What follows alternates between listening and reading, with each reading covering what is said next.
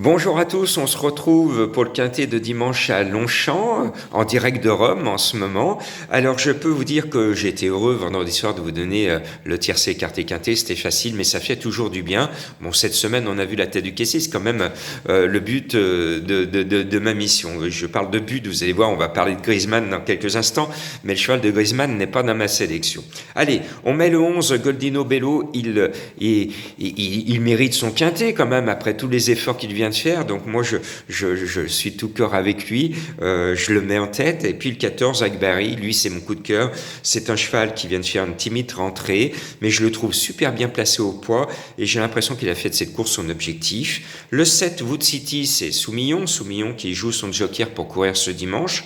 C'est un cheval que j'aime bien, même s'il ne se livre pas à fond tout le temps, la forme est là, Soumillon dessus, moi je me dis qu'il y a quand même pas mal d'atouts. Et pour ceux qui sont fidèles à mes pronos, vous savez que j'ai un petit chouchou dans la course, c'est Go to Hollywood, un cheval mignon tout plein qui me donne souvent raison, et les rares fois où je l'oublie, il est là.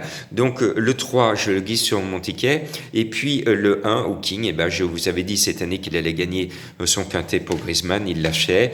Après il a été un peu perturbé, il nous revient bien, et je pense qu'il a une chance très régulière. Puis la grande révélation des quintets, c'est de Roderick. Cette année on n'a vu que lui, il court peu mais généralement toujours très bien.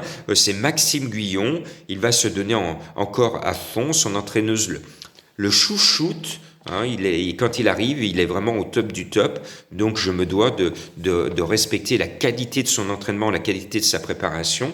Et puis je tente en fin de combinaison deux tocards.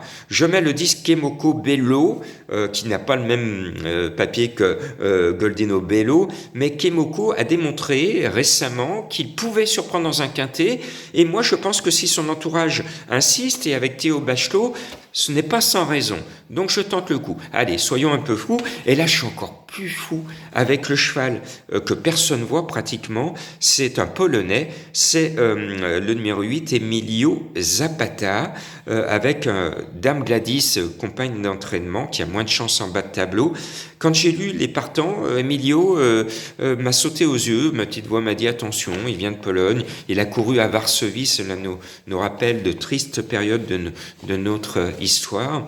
Eh bien, j'ai envie que j'aime les contes de fées, parce que je me dis que si son équipe vient de Pologne à Paris, c'est un rêve qu'ils sont en train de faire, et il partage ce rêve avec le jockey Christian Demuro, qui lui aussi avait un rêve français, et Demuro a réussi en France. Donc voilà, je trouve que c'est bien de tenter un conte de fées avec Emilio Zapata, le 8, c'était mon